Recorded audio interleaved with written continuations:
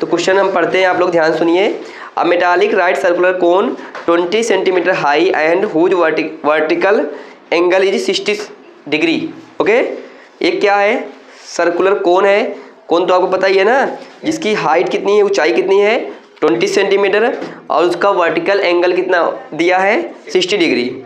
Is cut into 2 parts, 2 भागों में काट दिया जाता है। At the middle of its height, उसकी हाइट के बीच से काट दिया जाता है। By a plane parallel to its base, base के पैरेलल काटा जाता है।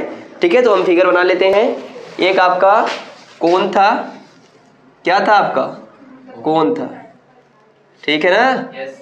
इसको, इसकी हाइट कितनी थी, तो 20 सेंटीमीटर इसकी हाइट थी।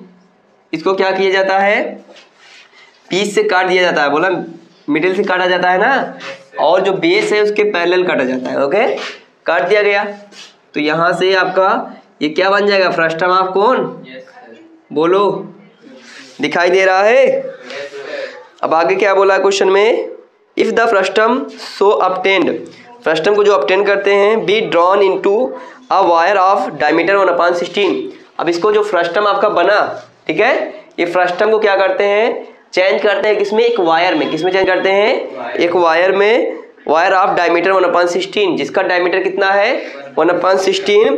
Find the length of wire, जो आपका फ्रस्टम ऑफ कोन बचा, इस फ्रस्टम ऑफ कोन को क्या करते हैं, एक वायर में चेंज करते हैं, एक वायर में चेंज कर लेते हैं, जिसका डायमीटर कितना है, जिसका डायमीटर है 1/16 सेंटीमीटर। डायमीटर कितना है 1/16। तो बोला इसकी लेंथ कितनी होगी, आपको लेंथ बताना है, या अगर सिलेंडर के शेप में है, वायर सिलेंडर के शेप में होता है ना, तो ये आपका क्या हो जाएगा, हाइट कितनी है, हाइट निकाल सकते हैं या लेंथ निकाल सकते हैं, कोई दिक्कत है। अब देखो यहाँ पर रेडियस नहीं पता है आपको, R1 का मान कितना है पता है, R2 का मान नहीं पता है, कितना है पता है, लेकिन यहाँ पर एंगल दिया कितना 60 डिग्री, कोई दिक्कत है, और हाइट दिया कितना 20 सेंटीमीटर। तो यहाँ हम ट्रिग्नोमेट्री का प्रयोग करके इसका R1 और R2 की वैल्यू निकाल लेंगे। ठीक है, अगर हम बीच से यहाँ एक लाइन खींच देंगे इस प्रकार से,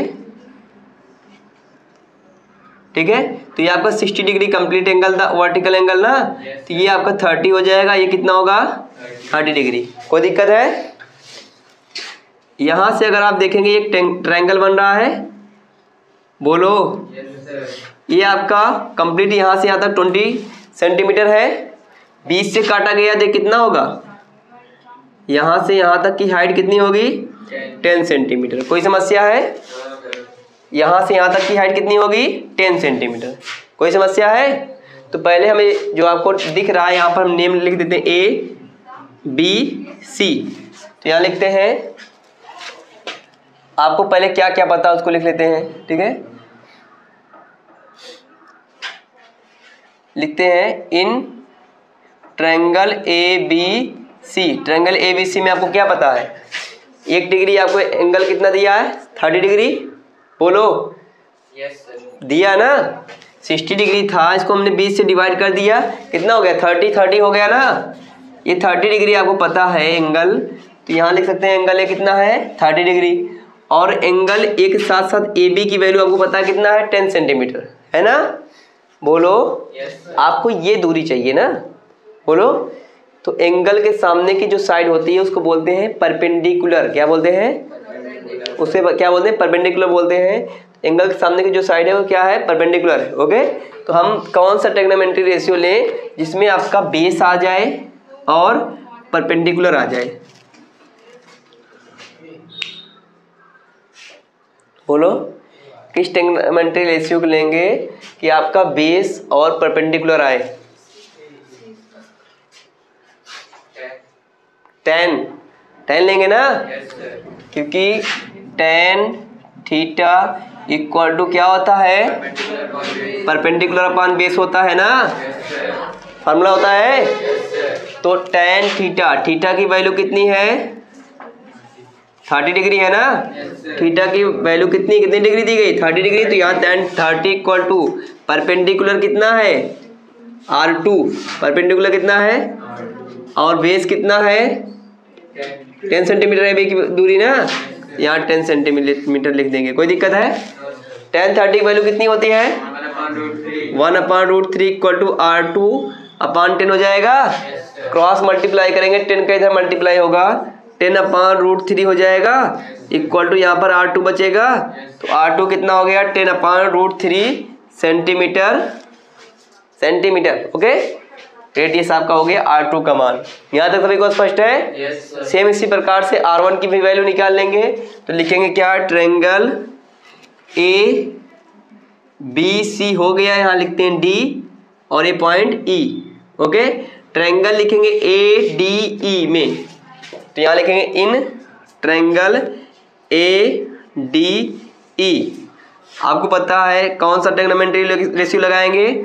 tan लगाएंगे, क्योंकि आपको पता है एंगल 30 डिग्री है और एंगल के सामने का जो साइड है आपका क्या होगा? परपेंडिकुलर होगा ना। परपेंडिकुलर आपको लेना है और एक बेस आपको पता है कितना, यहाँ से यहाँ तक की दूरी कितनी है? 20 सेंटीमीटर है ना, बेस लेना है। तो tan theta equal to perpendicular upon base होता है। तो यहाँ लेकिन tan का मान कितना होगा?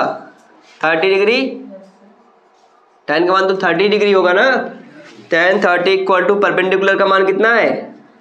परपेंडिकुलर इसके सामने की साइड होती है R1 है, R1 अपॉन बेस कितना है? यहाँ से यहाँ तक बेस होगा, बोलो, ये आपका बेस होगा ना, ये बेस होगा, ये परपेंडिकुलर होगा। ओके, ये आपका हाइपोटेनस है। ओके, तो आपका हो जाएगा ये R2 है, ये आपका 20 सेंटीमीटर है ना, परपेंडिकुलर अपॉन बेस, बेस की कितना है? 20 सेंटीमीटर।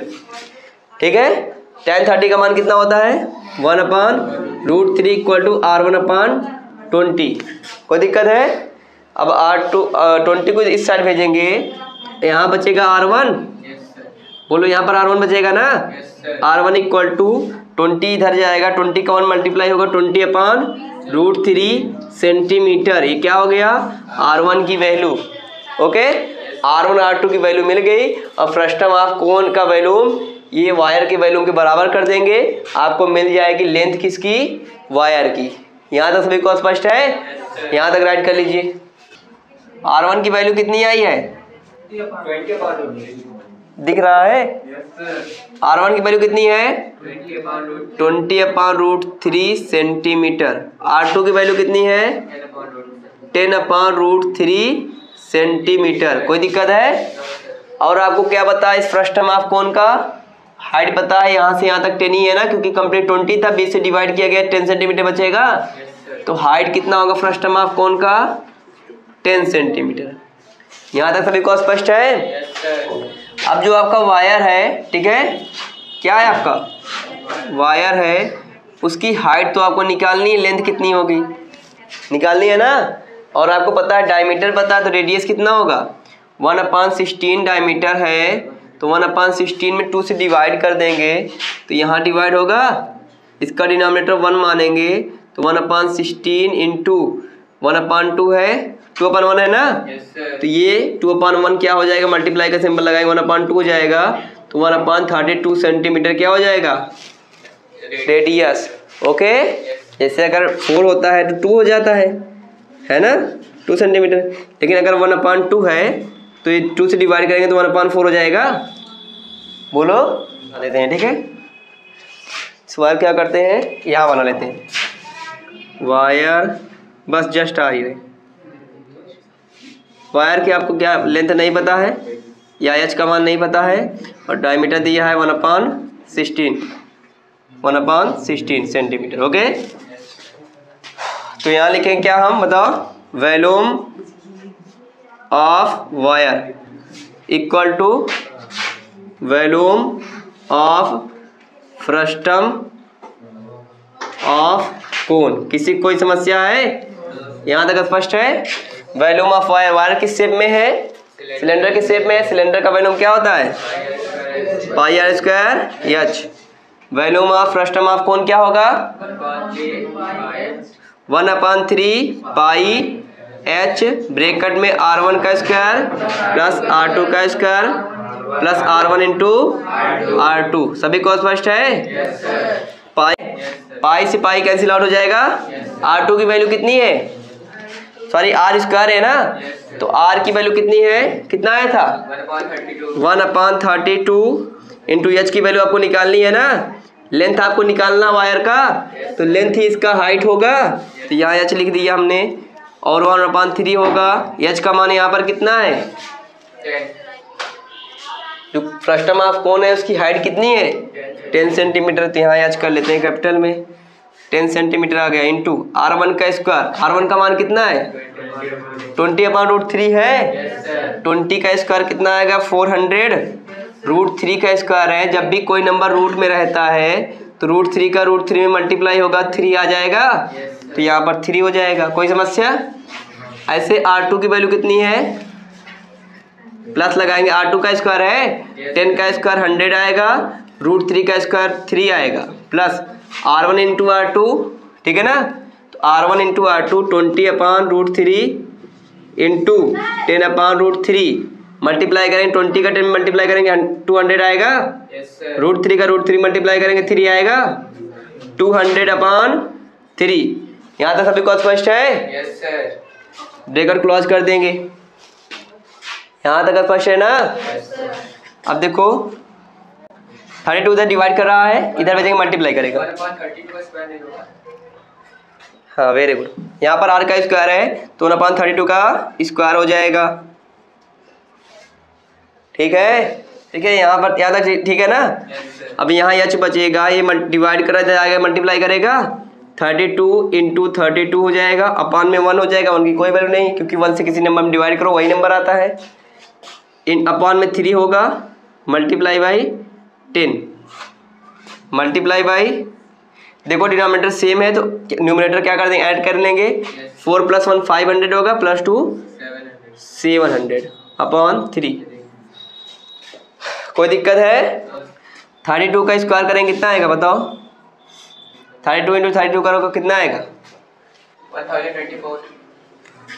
1024, और 10 का मल्टीप्लाई करेंगे एक 0 बढ़ जाएगा, अपान में 3 मल्टीप्लाई सिंबल यहाँ मल्टीप्लाई बाई 700/3, ठीक है।